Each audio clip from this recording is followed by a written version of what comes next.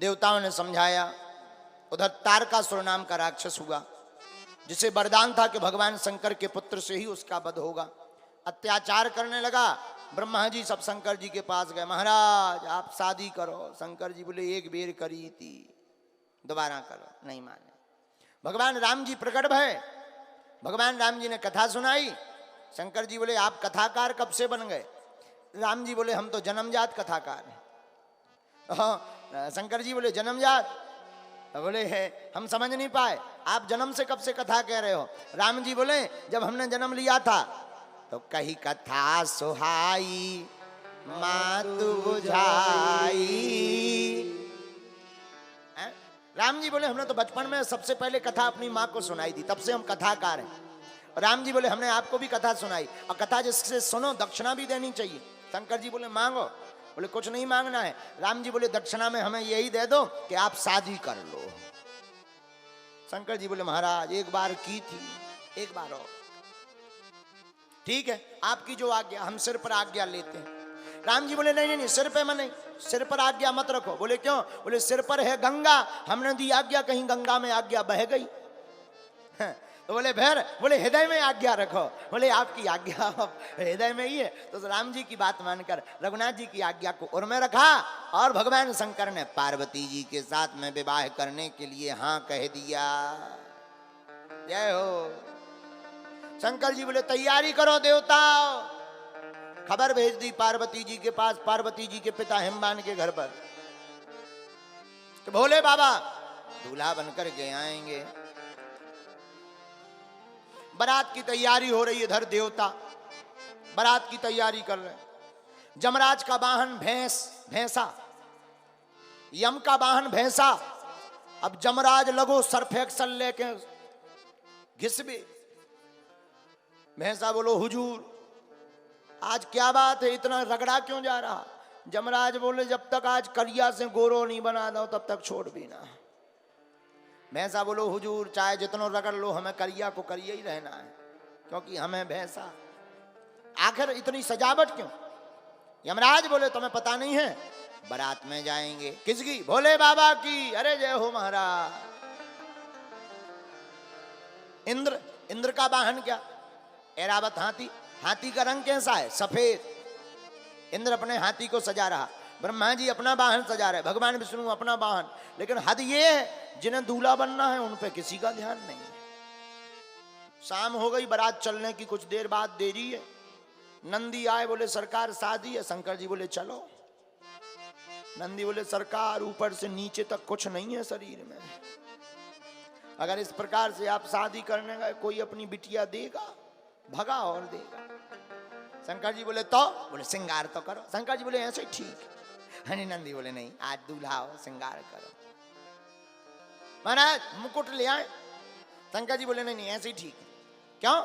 मानो शंकर जी कहना चाहते हो हम मांग करके बर नहीं बनना चाहते हैं, हम ऐसे बर बनना चाहते हैं जो हमेशा बराबर रहे। मांग कर बर क्या बनना है? ऐसा बर बने जो बराबर रहे। है? बराबर ऐसा बर बने जो बराबर रहे। तो शंकर जी बोले हमको मांग करके बर नहीं बनना। तो क्या किया जाए?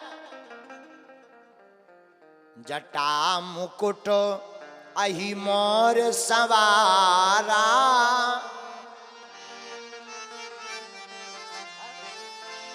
अब मुकुट कहां से आए? शंकर जी बोले तुम लोग देखो।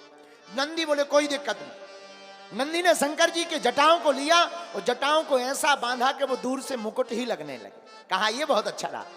तो जटाओं का मुकुट, जटा मुकुट। अब किसी ने कहा मुकुट तो हो गया, लेकिन दूल्हा को सेहरा मोर कहां है? नंदी बोले वो मोर कैसा होता है? बोले लंबा लंबा लटका रहता है, दूल्हा को थोड़ा दिखाई देता है बाकी नहीं।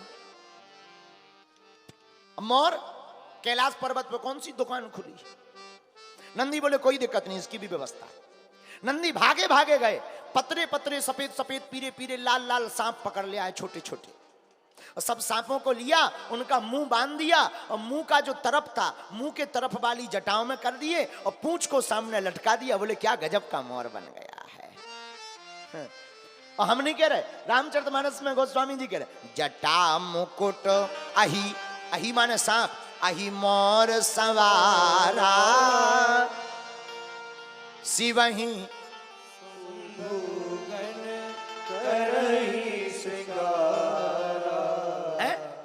जटाओं का मुकुट हो गया, मोर सांप का। नंदी बोले मुकुट हो गया, मोर हो गया, अब क्या कमी है दूल्हा में? बोले फेशियल। फेशियल तो रह ही गया। अच्छा फेशियल क्या? बोले अब यहां फेशियल कहां से होगा? बोले पाउडर ही लगा दो। अच्छा शंकर जी का रूप कैसा है? कर्पूर गौरम करुणावतारम। शंकर जी का रूप है कपूर की भांति। अब कहा पाउडर, पाउडर कहां से मिले? नंदी बोले चिंता मत करो। नंदी भगत भगत गए, 5 किलो भस्म उठा ले आए, राख। तो एक होता है लगाना, एक होता है थोपना। लगाना कैसा? हम लोग थोड़ा सा पाउडर लेते हैं और कभी कभी ऐसे बढ़िया लगा देते, अच्छी बात है, लगाना चाहिए। देखो श्रृंगार करना चाहिए, श्रृंगार करना बुरा नहीं, लेकिन हम अक्सर कथाओं में एक बात बोलते हैं, हर कथा में सजना चाहिए। श्रृंगार को हम लोग अपनी भाषा में क्या कहते हैं? सजना। क्या कहते हैं? सजना। सजना चाहिए, लेकिन सजना ही है तो संसार के सजना के लिए क्या सजना? सजना ही है तो उस सजना के लिए सजना। सजना ही है, इन सजना के लिए क्या सजना? इस सजना के लिए सजोगे तो वासना में पड़ोगे, उस सजना के लिए सजोगे तो उपासना में पड़ोगे। एक होता लगाना, एक होता थोपना। हाँ। तो शंकर जी के लिए भस्म 5 किलो आई पाउडर बन के, सबरे गण लगे और सबने थोप दई, हाथन में, मुंह में, जटन में, गाल में, पीठ में। शंकर जी बोले बहुत गजब की पाउडर है। नंदी बोले ऐसा वैसा थोड़ी है, स्पेशल है, नया नया, अभी फैक्ट्री से निकला ही है, एक जला है अभी नया। बोले एक व्यक्ति का भी राम नाम सत्तू हुआ, उसी का पाउडर है। शंकर जी बोले जबैया गरम लग रहा हो। नंदी बोले फैक्ट्री से आया ना, नया ताजा न्यू प्रोडक्ट, जय हो। अब कहा कि पाउडर लग गया। शंकर जी खड़े भय। नंदी बोले सरकार आपकी आज्ञा हो तो शेरवानी ले आए। शंकर जी बोले नहीं ऐसे ही ठीक है, देखो बारात जाने के नहीं, ज्यादा लफड़ा मत कर।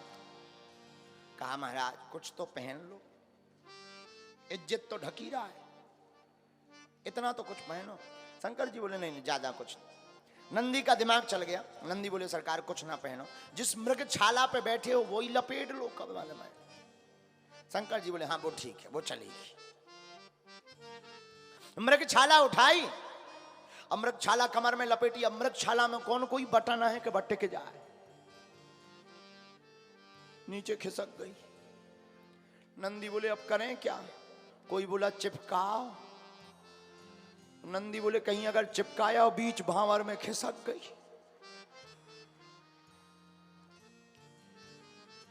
सब बेकार हो जाए, क्या किया जाए? नंदी बोले एक गण बोलो एक उपाय है। बोले क्या? बोले एक गण की ड्यूटी लगा दो, पकड़े ही रहे, दोनों छोड़े से। तो नंदी बोले उसमें भी लफड़ा है। बोले क्या? बोले कहीं भांवर के बीच में उन्हें हाथ बदलो, एक छोड़ छूट गो, क्या किया जाए? तो नंदी बोले कोई बात नहीं, एक उपाय है। नंदी भागे भागे गए, 2.5 हाथ को एक सांप करिया पकड़ लिया है। कमर में पहले मृग छाला को लपेड़ा, ऊपर से सांप को लपेड़ा, और सांप को लपेट करके सांप से बोले सुनो दुनिया पलट जाए तुम ना खिसकियो, पूरी इज्जत तुम्हीं पे आए। सांप बोलो चलो घबराओ ना, टेंशन ना लो, अब जब हमें ड्यूटी पे लगा दिया तो हम मुस्तैदी के साथ ड्यूटी निभाएंगे। सांप कमर में, मृग छाला, शंकर जी का दिव्य रूप। एक बात और, एक पंडित जी बहुत अच्छी बात कह रहे थे, कहा कि दूल्हा को थोड़ा मोड़ा गहने पहनना चाहिए, गले में गहना होना चाहिए, चैन। शंकर जी बोले देखो भाई हम ऐसा वैसा गोल्ड नहीं पहनेंगे। बोले फिर? बोले हम तो ब्लैक गोल्ड पहनेंगे। Black gold? बोले हाँ। बोले संसार के लोगों का जो गहना होता है वो 10-15 तोला का, 20 तोला का, 25 तोला का, इतने से ज्यादा चैन होती ही नहीं। बोले संसार के लोगों की चैन होती है। बोले हम तो सीधे 1.5-2 किलो की चैन पहनेंगे, करिया ले आओ। एक सांप उठा लिया।